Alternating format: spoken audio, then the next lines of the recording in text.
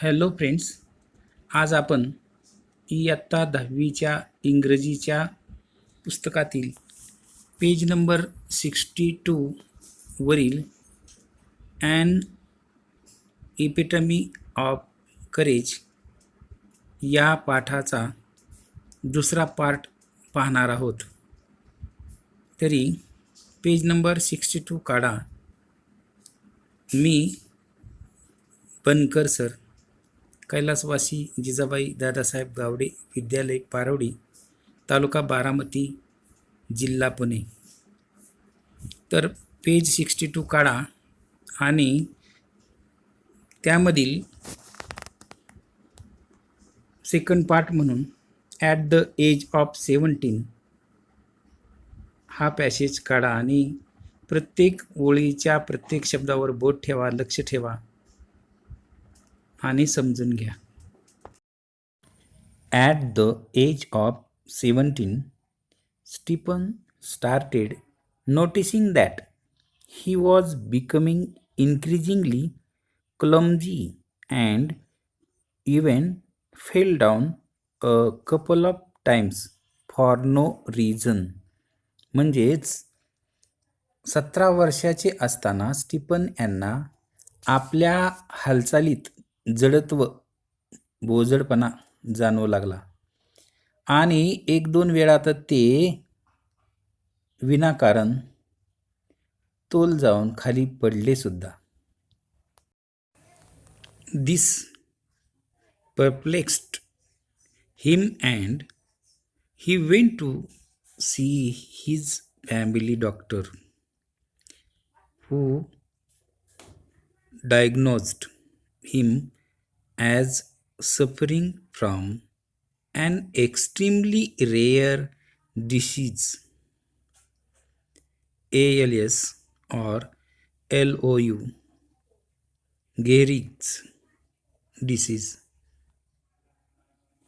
that affects the nervous system and eventually weakens all the muscles of the body.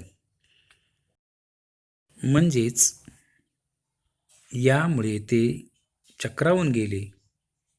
त्यांनी family डॉक्टरचा सल्ला घेतला. तेव्हा निदान झाले की त्यांना एका अतिदुर्मिळ अशा आजाराने ग्रासले आहे. ALS किंवा LOU, गेरिग्स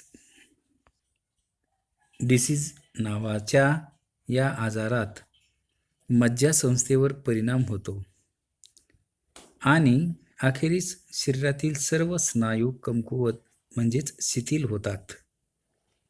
Stephen says that even as a child his muscle coordination was nothing to write home about. म्हणजेच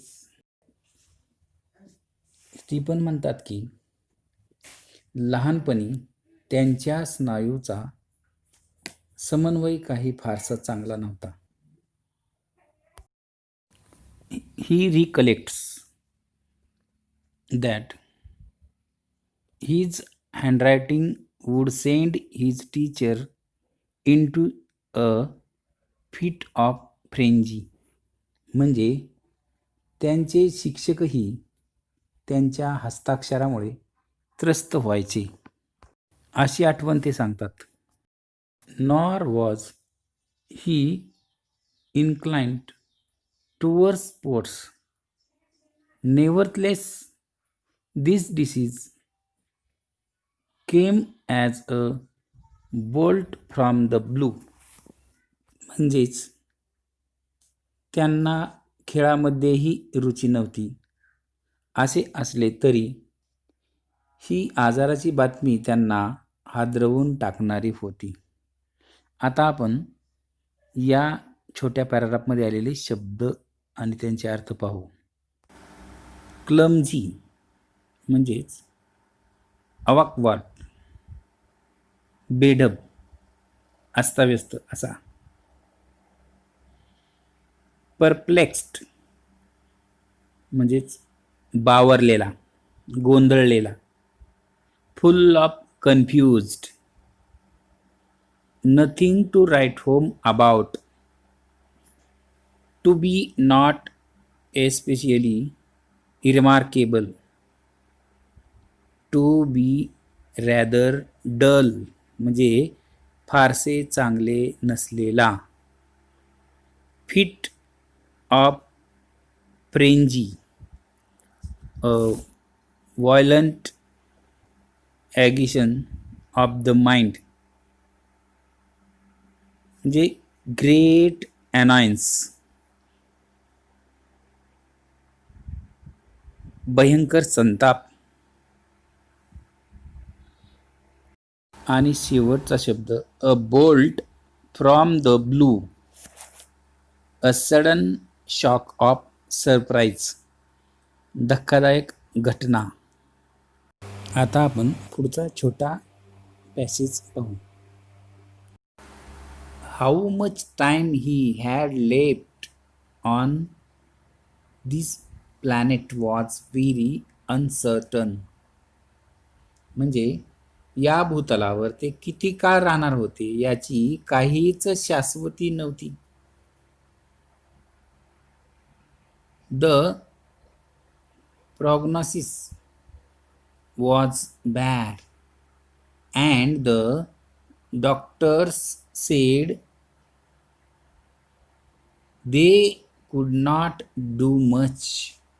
रोगाचे पूर्वनिदान खूप वाईट होते आणि डॉक्टरांच्या म्हणण्यानुसार फार काही करता येण्यासारखे नव्हते. Undaunted, Stephen decided to continue his research and even got engaged to a Jan Wild. तरीही खचून न जाता स्टीफनने आपले संशोधन चालू ठेवायचे ठरवले आणि जेन वाइल्ड नावाच्या मुलीशी त्यांचा विवाह झाला. Hawking says that ironic as it may sound, it is at this dismal stage he began enjoying life the most. ऐकायला जरा उपरोधिक वाटेल पण हॉकिंग म्हणतात की याच उद्वेगजनक परिस्थितीत ते जीवनाचा सर्वाधिक आनंद घेऊ लागले होते. This, he says, was because he started living life for the moment and continued his doctoral research work with renewed vigor. म्हणजेच याचे कारण त्यांनी या क्षणापुरते जगायला सुरुवात केली होती आणि डॉक्टरकीचे संशोधन ही नव्या जोमाने सुरू केले होते. आता आपण पुढचा छोटा पॅराग्राफ पाहू. In the meanwhile the disease worked its way into Stephen's body and left him disabled. म्हणजेच दरम्यानच्या काळात आजाराने हळूहळू स्टीफनच्या शरीराचा ताबा घेतला आणि त्यांना बऱ्यापैकी अपंग केले.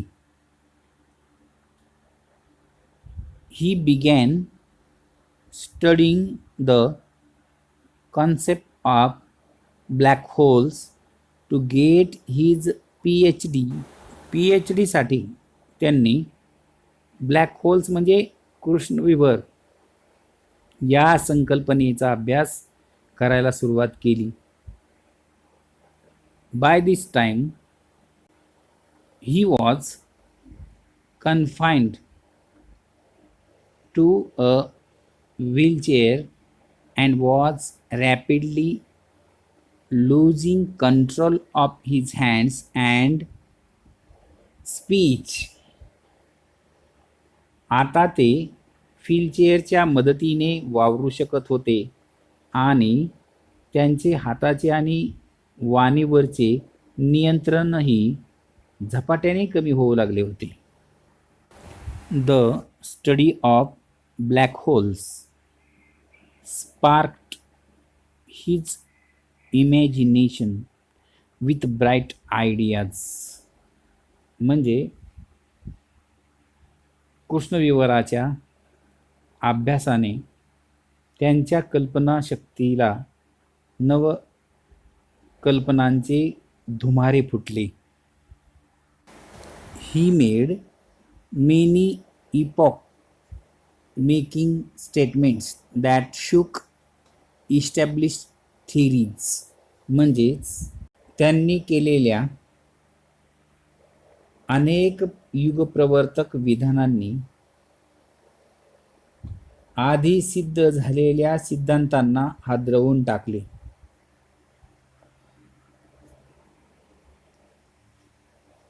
Scientists believe that the universe began with a big bang. शास्त्रज्ञांच्या मते या विश्वाची निर्मिती म्हणजे सुरुवात एक प्रचंड विस्फोट म्हणजेच बिग बँग होऊन झालेली आहे. To explain this concept better, Stephen invented what is known as Lie algebra. म्हणजेच ही संकल्पना अधिक चांगल्या प्रकारे स्पष्ट करण्यासाठी स्टीफनने लाय अल्जेब्राचा शोध लावला. आता आपण या पॅसेजमधील इंग्लिश शब्दांचे अर्थ पाहू. प्रॉग्नॉसिस म्हणजे रोग निदान, forecast of a future health condition. Black holes म्हणजे a region of space having a gravitational field so intense that no matter or radiation can escape. म्हणजे कृष्णविवर अति प्रचंड गुरुत्वाकर्षण असलेल्या ताऱ्यांच्या स्फोटानंतर त्यांच्या केंद्रस्थानी निर्माण होणारे आकाशातील विवर ज्यातून प्रकाशही बाहेर पडत नाही. त्यानंतर CONFINED कन्फाइंड म्हणजे to be bound or limited, मर्यादा आली किंवा अडकून पडले अशा अर्थाने. ठीक आहे, हा व्हिडिओ पुन्हा पुन्हा ऐका, याचे शब्दार्थ पहा आणि चांगला अभ्यास करून यावरील वर्कशॉप सोडवून माझ्या नंबरवर पाठवा. ठीक आहे, सी यू, पुन्हा भेटू.